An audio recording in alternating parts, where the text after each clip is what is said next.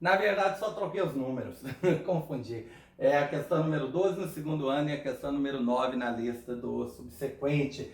Eu vou dar uma lida no texto, né, explicar aí o desenho e vamos resolver os itens. É um jogo os itens de novo, né? Ó, o uso racional das fontes de energia é uma preocupação bastante atual. Uma alternativa para o aquecimento da água em casas ou condomínios é a utilização de aquecedores solares.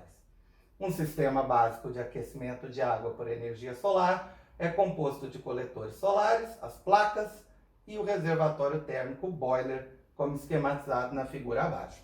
Gente, nessa figurinha, que você pode olhar aí na sua lista, dá para perceber que tem o coletor solar.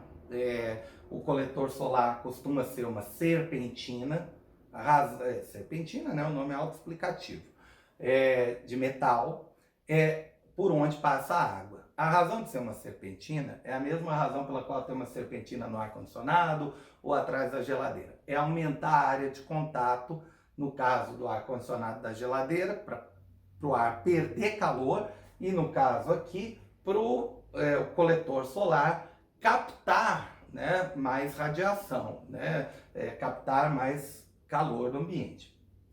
Aí, essa água se aquece,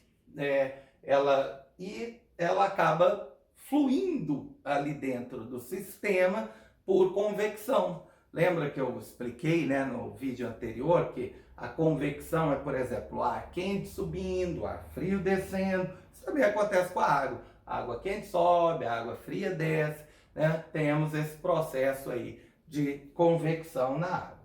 Vamos julgar os itens, então, em relação ao sistema. Item 1 fala basicamente o que eu acabei de dizer. A água circula entre os coletores e o reservatório através de um sistema natural por convecção. É verdade. A água é aquecida, né, no coletor, e aí a água quente naturalmente tende a subir, porque ela é menos densa que a água fria que está no reservatório. A água dos coletores fica mais quente, portanto menos densa que a água do reservatório. E aí a água fria empurra a água quente, gerando a circulação. Essa história da água fria empurra a água quente é meio forçada, mas por conta disso a questão botou entre aspas. Então, tá certo o item. Depois veio o 2. Os canos e as placas dentro do coletor devem ser pintados de preto, para uma maior absorção de calor por irradiação térmica. Bem, né, até falei disso na questão anterior. Corpos pintados de preto auxiliam, né, ajudam a captação de calor. Inclusive, a gente tem lá no campus, se você, né, lembra, ali logo na entrada do pátio, a gente tem um coletor desses montado com garrafa PET, que o meu colega, o professor Márcio, montou com o pessoal da noite. E a ideia é pintar de preto esse coletor justamente para absorver mais radiação do sol. Certinho, né? Correto.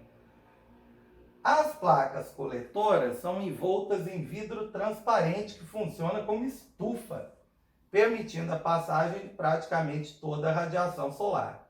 Essa radiação aquece as placas, que por sua vez aquecem o ar no interior da estufa, formando correntes de convecção, sendo que este ar é impedido de se propagar para o ambiente externo.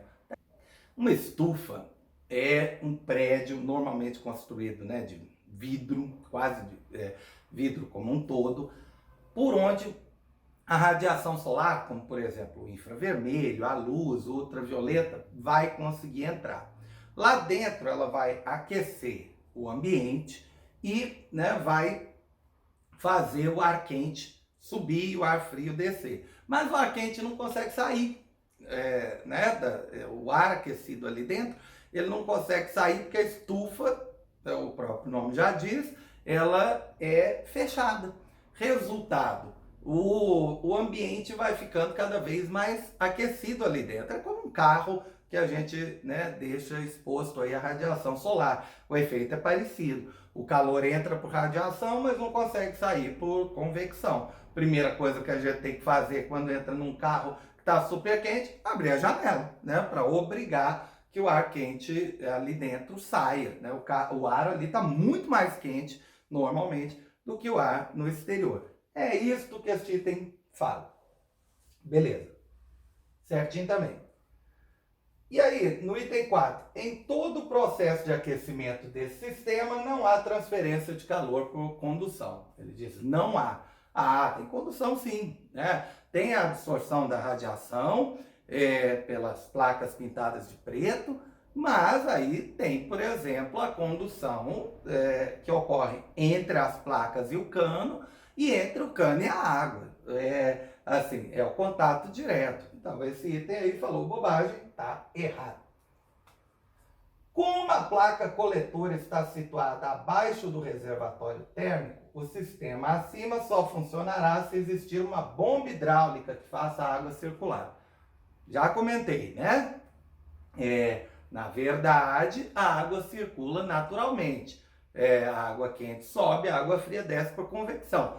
É claro, você não pode também botar, né, o coletor né, na base de um edifício e botar o reservatório a 100 metros de altura. Não é isso, né? Mas a gente pode perceber que numa residência você coloca lá a caixa d'água e os coletores tudo mais ou menos perto ali do teto, com uma diferença de alguns metros. Eu confesso que eu não saberia dizer quantos metros pode ter de diferença, mas com certeza é fácil de achar na internet. E o item 6, a condução de calor só ocorre nas placas, pois são metálicas, mas não na água. Isso aí é o tipo de discussão complexa. A água realmente não é uma boa condutora, mas ainda assim ela é, por exemplo, 100 vezes mais condutora que o ar. Então é complicado, né, dizer que a só ocorre nas placas. Não, pode ocorrer na água também, mas ocorre bem menos, né? O processo principal na água é a convecção, mas a condução pode ocorrer também. Então eu marcaria errado neste item. Então, gente, desculpa aí novamente, tá? É a questão 13 da lista do segundo ano e a questão 11 na lista do subsequente. E vou dar uma lidinha. Ainda nos dias atuais, povos que vivem no deserto usam roupas de lã branca como parte de seu vestuário para se protegerem do intenso calor, já que a temperatura ambiente pode chegar a 50 graus Celsius durante o dia. Para nós brasileiros, que utilizamos a lã principalmente no inverno, a atitude dos povos do deserto pode parecer estranha ou equivocada. Contudo, ela pode ser explicada pelo fato de que, bem, é realmente esquisito imaginar uma pessoa no deserto vestida de lã. Mas existem exemplos mais dramáticos. Existem, por exemplo, pessoas que entram em fornos industriais que estão a 200, 300 graus Celsius e entram, né, vestidos com um super casaco. É só você imaginar as roupas de bombeiro para entrar no meio das chamas mesmo, são roupas extremamente grossas. Qual que é a ideia? Você precisa de quando você tem um ambiente muito quente ao seu redor, você precisa evitar o ganho de calor do seu corpo. É similar ao que acontece quando você está num ambiente muito frio, onde você tem que limitar a perda de calor. Mas nos dois casos, a melhor ideia é você estar com um super isolante ao seu redor. Então, você se cobre de lã e veste uma roupa branca, porque, né, o branco, como eu já falei em outros momentos, a cor branca vai refletir parte da luz, né, principalmente, evitando que isso se transforme em mais calor absorvido por radiação. É a letra C, né, onde a lã é um excelente isolante térmico, impedindo que o calor externo chegue aos corpos das pessoas. Isso é forçado, não tem como impedir, mas tem como dificultar, aí tá ok. E a cor branca reflete toda a luz. Também é um certo exagero, mas tudo bem. Reflete toda a luz, diminuindo assim o aquecimento da própria lã. Beleza, então letra C aí nessa questãozinha. Eu espero que, né, isso tenha clarificado alguma dúvida, né, que tenha ficado das aulas puramente teóricas, né? Resolver exercício é inevitável em física.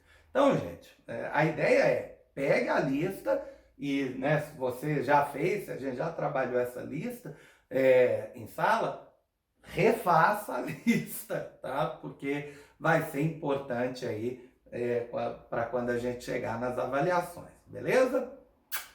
Beijo, até semana que vem. Até semana que vem.